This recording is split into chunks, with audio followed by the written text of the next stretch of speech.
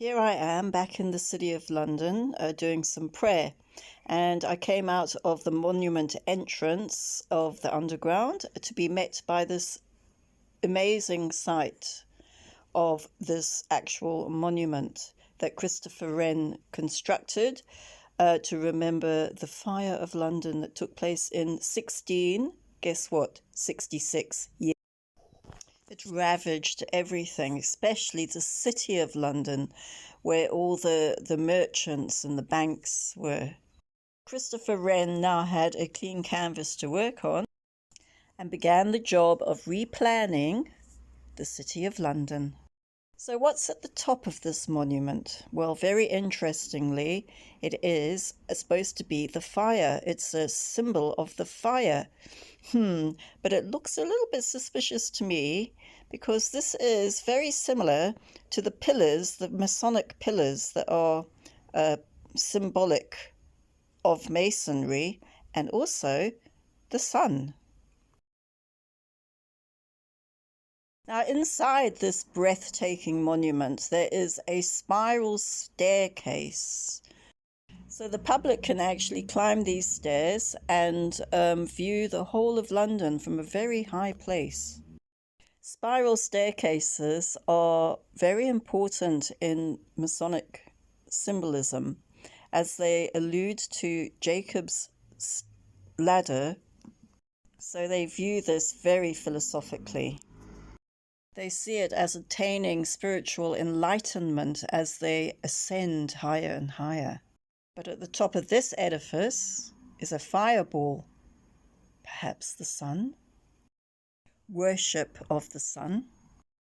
In the book of 2 Chronicles, chapter 14, verse 3, we see that Asa removed the foreign altars and high places, and he tore down the pagan pillars, the obelisks, memorial stones, and cut to pieces the Asherim, the symbols of the goddess Asherah. So on the pedestal of the monument, we have an allegorical sculptured frieze. The reclining female figure is actually supposed to represent London. She's sitting on a dragon, which symbolizes London and apparently has symbolized London for centuries. The winged figure symbolizes time. This part of the fresco, you have King Charles II, who's commissioning the restructure of the city of London. He's gesturing towards a woman who's holding a square and a compass, who represents architecture. Present there also is the Greek mythological character Mercury, who represents the merchants of London. Greek mythology is a major feature in the city of London. Here's the Bloomberg Centre,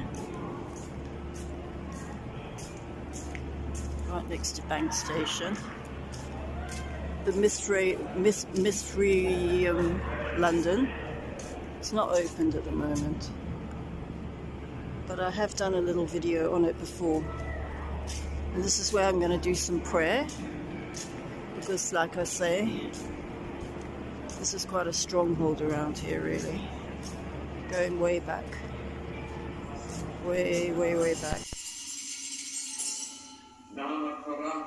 So this is what goes on underneath the Bloomberg Centre. This is the worship to Mithras, and the prayers are going on all day.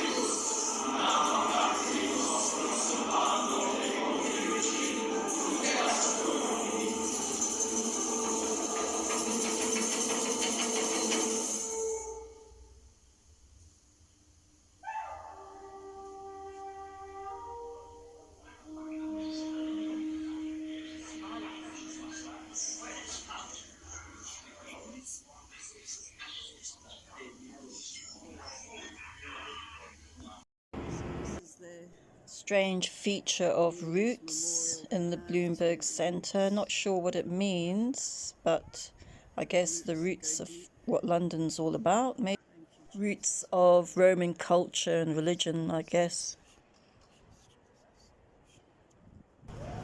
So we've got Black Sheep Coffee here, Leave the Herd, just outside this lovely, spectacular church. It's a bit much, having a Black Sheep Coffee place that says Leave the Herd right outside the Orthodox church, the Guild Church of St. Mary's. Golden Fleece.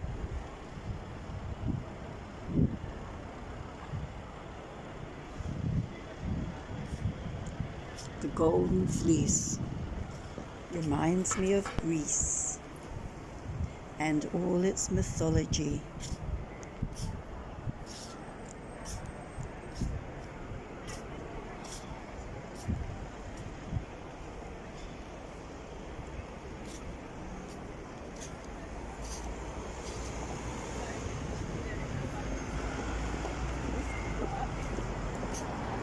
Now I'm coming near the Rothschild's headquarters, and so, but I was told to put my camera away, basically. In an alleyway. Okay, so what is this building? This is Newport Building. Newport. Newport. Okay, thank you. I just got a bit lost. It's so pretty, isn't it? Okay, thank you.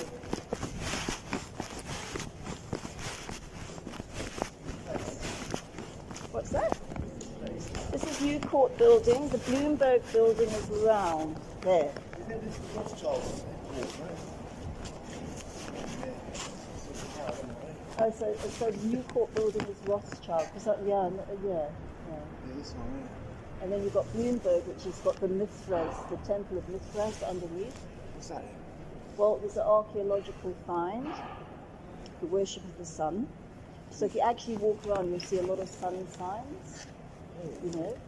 It was the worship of the sun, so they found the archaeological ruins to the Temple of Mithras, and they then built the Bloomberg building over it. And then when it's open, it's not open at the moment because of Corona, but when it's opened, all day long they will have the prayers of Mithras going underneath the ground, yeah. Prayers of Mithras, yeah. What is it, like one of these ancient religions? Yeah, was the Roman religion worship of the sun, the main god. Yeah. Interesting in the history of that. I know. So I was just looking for it. No, apparently it's just around there. Yeah. But this is Rothschild, and you've got the Bloomberg building, which is like also pretty occultic. I know, it really does, hey. It's actually quite oppressing, you know, you feel the oppression, you know. I know. Anyway, enjoy. Thank you very much. You're welcome.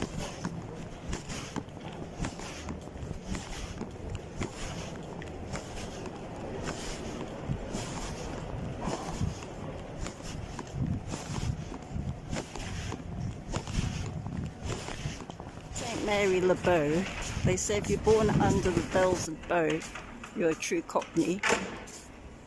But I can't say it's a real church because on the spire of it, it doesn't have a cross. It actually has a dragon, which is a bit weird. So it kind of, there's a relationship between the dragon on St. Mary Le Bow and the cricket that's on the Royal Exchange. So you can see at the top there, I can pull it closer, that we have a dragon at the top of the spire of St. Mary of Le Bow, which is a very much of a London church.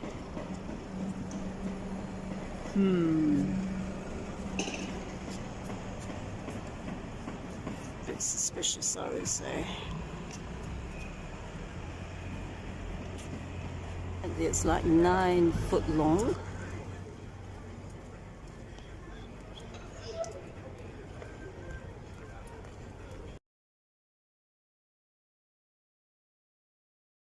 It looks like it's spawning an egg, but it's not the shape of an egg to me. It looks like a globe, a golden globe.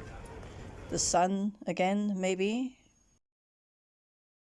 It's strange how they can put such an occultic symbol on a church spire, even though it is supposed to be a symbol of the City of London. So here we see these strange symbols erected in very high places over the city. That's that horse again. Suspicious, I'd say.